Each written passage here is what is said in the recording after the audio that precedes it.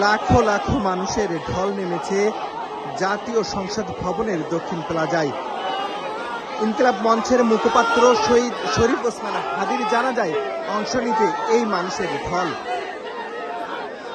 একটু পরেই শুরু হবে জানাজার আনুষ্ঠানিকতা। এখনো লাখো লাখো মানুষ প্রবেশ করছে সংসদ ভবনের মূল ফটক দিয়ে। আপনারা জানেন যে শহীদ শরীফ ওসমান হাদি ইনকিলাব মঞ্চের মুখপাত্র ছিলেন এবং জুলাইয়ের পরিচিত মুখ, যিনি জুলাই আন্দোলনের সম্মুখ সারে আন্দোলন করেছেন। একই সাথে জুলাই পরবর্তী সময়ে গড়ে তুলেছিলেন ইনকিলাব মঞ্চ নামে রাজনৈতিক শক্তি, যেখানে সকল রাজনৈতিক দল মত এবং রাজনৈতিক শক্তিগুলোকে এক করার জন্য এবং জুলাইকে ধারণ করার জন্য গড়ে তুলেছিলেন আন্দোলন, এবং সকল দল মত রাজনৈতিক সংগঠনগুলোকে ভুল করলে সেই ভুলের সমালোচনা করতেন, তাদেরকে ধরিয়ে দিতেন।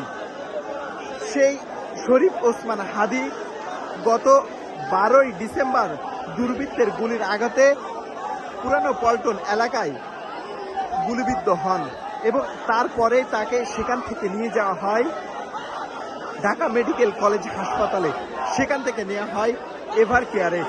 এরপরে উন্নত চিকিৎসার জন্য তাকে নিয়ে যাওয়া হয় সিঙ্গাপুরের হাসপাতালে, সেখানে তিনি চিকিৎসাধীন অবস্থায় মৃত্যুবরণ করেন।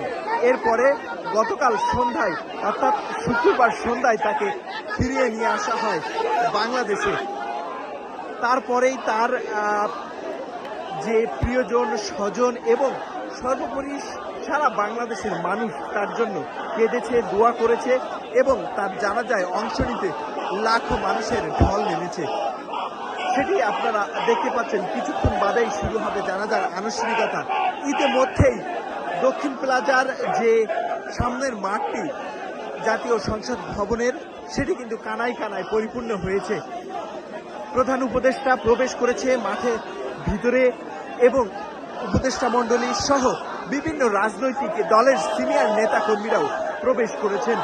একই সাথে দক্ষিণ প্লাজার আশপাশে যে মাঠগুলো রয়েছে এবং সামনের যে সড়ক, সেই সড়কেও কানায় কানায় পরিপূর্ণ মানুষ আর মানুষ।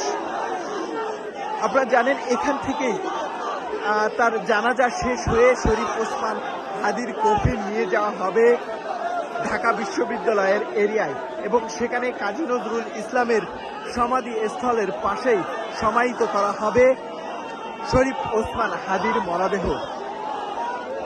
ইতিমধ্যেই সেখানেই দাফনের কার্যক্রম কিন্তু শেষ করা হয়েছে। এই মানিক মিয়া এভিনিউ থেকে শরীফ ওসমান হাদির কফিন নিয়ে যাওয়া হবে মিছিল যোগে, ছাত্র জনতা নিয়ে যাবে ঢাকা বিশ্ববিদ্যালয় এরিয়ায়। সংসদ ভবন এরিয়া থেকে আবু বকর সিদ্দিক, কালবেলা।